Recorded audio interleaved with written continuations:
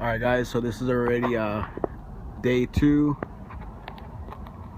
of the cleaning and not really like maintenance, but I guess you can say that. I mean, cleaning and you know, if something's wearing out inside here, I guess it's considered maintaining. But yeah, so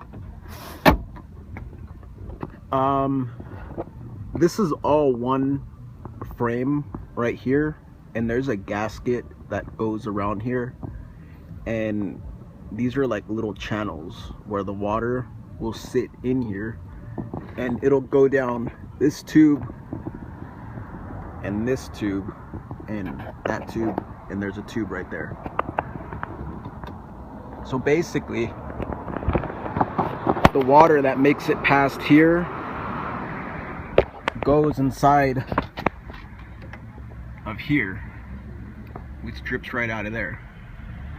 So pretty much I just have to take these out, this harness, and I seen this tape that doesn't look original. This headliner's never been off, I can tell, but this is in there, so that's kind of weird. So these 4 hoses, this harness that goes to the dome light, and basically the motor harness, which I could just pull right out like that. That has to come out. I really don't want to take this out because I kind of like keeping these factory clips. Taking this out might cause vibration or whatever, but I think I'm just gonna cut the tape, take it off, put it back, just wrap electrical tape, or possibly even zip tie it. It seems like more of a permanent fix because you know, the electrical tape that we buy, I bought 3M, a lot of them, they don't really like heat as much, so yeah. But this is obviously something different that's made to withstand. But so I'm gonna take off this right here, and this is the only thing basically holding me up, and then it's these drain hoses, and then unbolt it here, here, here, right there, and all the way across, and this whole frame section will just pretty much drop. So that's what I'm gonna do right now. Oh yeah, and I just have some dollar degreaser, pretty good stuff. It cuts the grease. It doesn't cut 1 inch of grease. I mean, obviously you gotta wipe it down, but it does cut a good film of dust and dirt, debris, and grease. And just basic 150 count towels. I mean, I like using towels because it's so disposable. $1, use them, throw them away. You don't have to worry about washing or anything like that. So yeah, so I'm gonna get started and drop this thing. So yeah, so if I pop these clips off, for sure they're baked and I'm gonna end up breaking them. So I'm just gonna rip off the tape and keep these clips intact so I could actually have something to anchor it back on. Oh yeah. Alright, so I got the harness off, got the clip still on. I just tucked it right here, get it out of the way. I'll probably reuse some of this tape. It actually seems pretty good and it's still pretty adhesive, but the next one is going to be these hoses.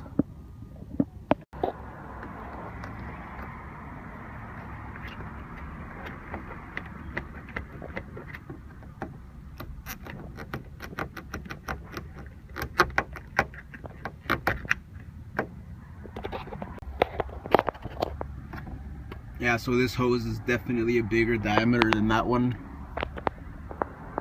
And you could even see all that grime inside there. But yeah, so man, I wish I had my RS back. There's none of this.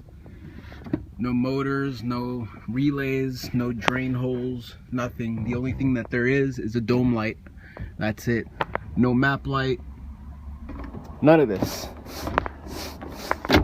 Oh yeah, so I'm gonna get this one off and start unbolting it right here.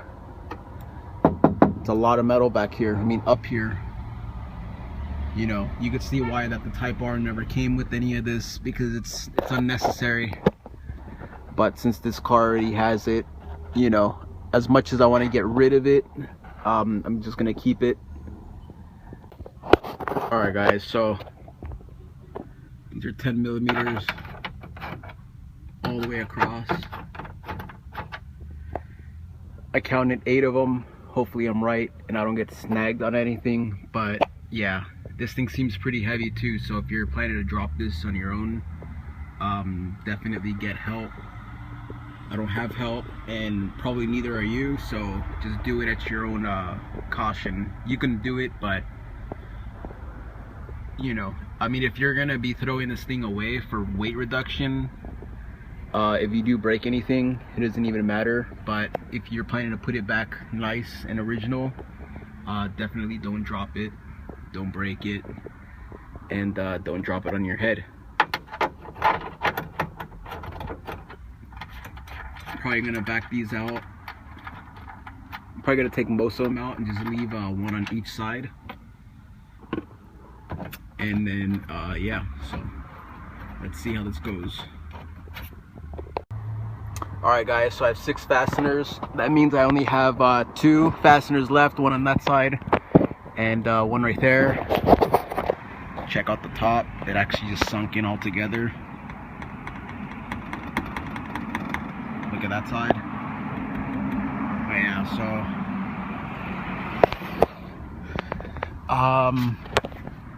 man,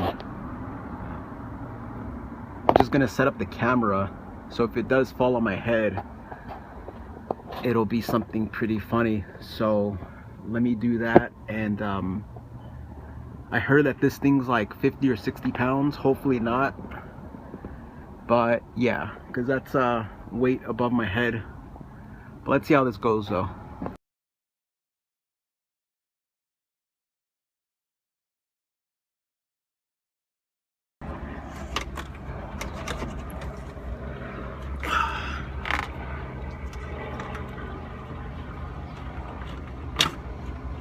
Yep, that's heavy. That's very heavy.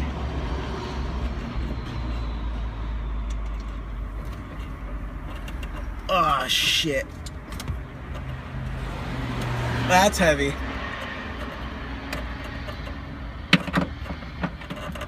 But if you've ever done an engine swap alone, you know what heavy is. So this doesn't really concern me much. When you have stuff that could literally kill you. Alright, I'm gonna wait till these people pass. And it's not only heavy, but it's hot.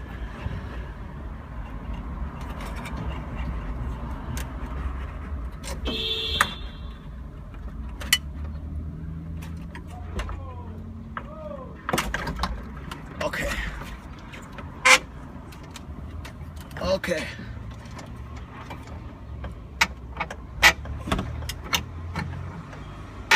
Oh shit.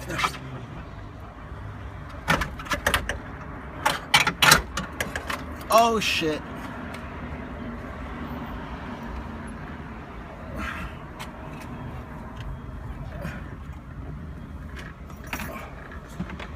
Oh shit. Yeah, that's over 60 pounds. Alright guys, so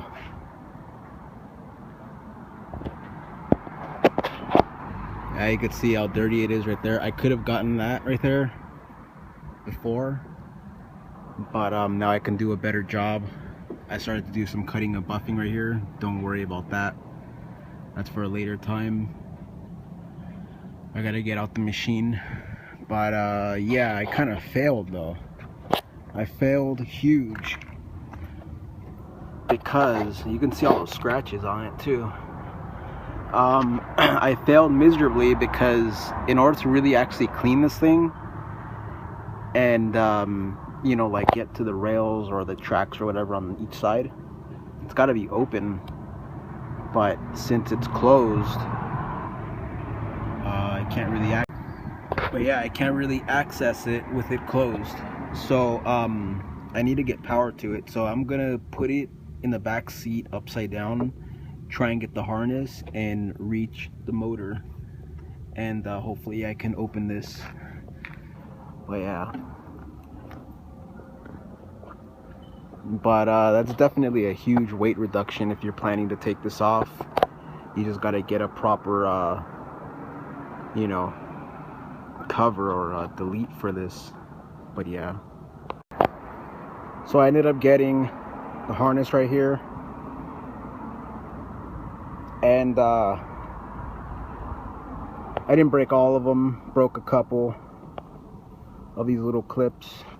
Didn't want to break anything, but I needed the power, so now I'm going to expand this whole thing, and let's see if I can get into the guts of this whole mechanism. I mean, it's a lot of material, time, weight, and everything just to make this thing happen for a sunroof, but it's mostly weight. It's kind of crazy. So let me open and clean it up.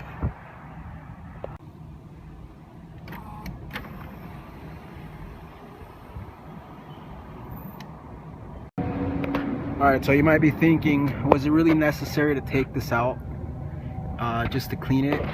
Well, you can see all this like debris that came out. Remember, I was taking off all that clear coat? Well, there's that clear coat.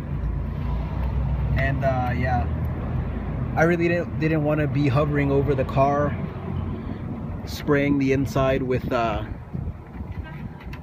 degreaser, and yeah, so I just thought it might be better just to do this outside the car. 100 times, 150 times more harder, but 100 times cleaner, and I can get better results out of it. But yeah, so I gotta see how this thing actually works, but I really want to clean all this up, put some fresh grease. I have some nice synthetic grease that doesn't dry.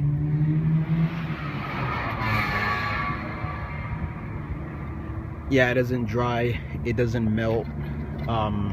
Put a light coat of it. But yeah, so I'm gonna get to cleaning this thing and show you the after.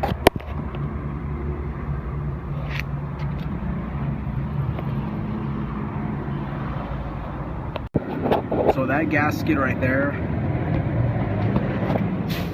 it goes around the whole thing, and all this right here contains water, and it drains out through those tubes, and that's basically a gasket between the roof and this drainage. But as you can see, it's pretty much a shot. So I have my towels, my degreaser, just get in here as much as possible. I kind of wanted to take it out, take all these little pieces out, but I'm just gonna do a thorough cleaning. Alright, so I'm just letting it soak in. It's actually lifting it pretty good. Letting it sit in there, that's where all that the sanding, the wet sanding and everything of like filler and primer and paint and everything, so it's stuck in there. And the beauty about cleaning all of this is that when the top is open, you can see this from standing outside the car, over the car. So before, this was already all pretty beat, but it's starting to come back though. So yeah.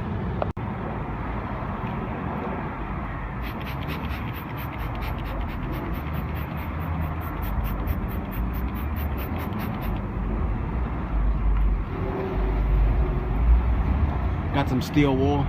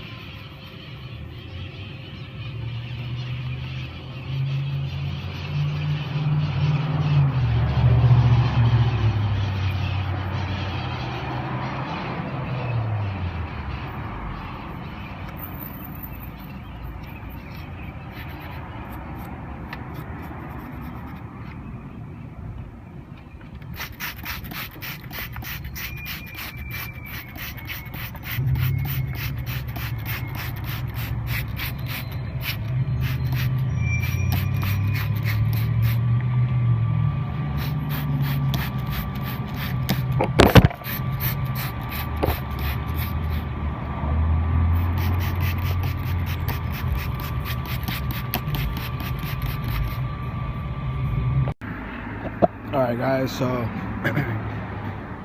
I got it pretty clean. It's not 100%, but it's good enough. And I got it all inside here.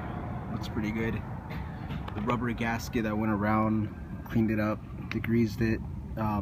Actually like rejuvenated the rubber. This was full of grime and everything. But now I'm gonna put grease in this slider right here, try and take out as much of this water as possible, wait till it dries, and then just put it all right here and this main track right here, and re-grease that and install it. It's kind of a pain because all of these surfaces right here are very sharp, and I've actually cut myself already. And yeah, you can easily slice your fingers because everything's just razor sharp, and you don't even know that you cut yourself until it's pretty much too late. But yeah, so let me re-grease this and reinstall it. Alright, so putting the grease inside of this track right here, just with like the popsicle stick inside there, and where this thing actually slides. This is Index brake caliper grease, part number BL20, ceramic high performance synthetic. This stuff hates water, and this is what gets soaked because these things leak. So that just means that your grease is not going to be you know, slowly getting washed away. But yeah, so after I put this all over and work it in, I'm just gonna wipe off the excess so it looks good. But this was actually all greasy right here, and I'm assuming that's from the factory, so I'm just trying to like replace what I took off. Alright, so basically what I ended up doing, I just globbed it all in there and packed it all within this piece that slides.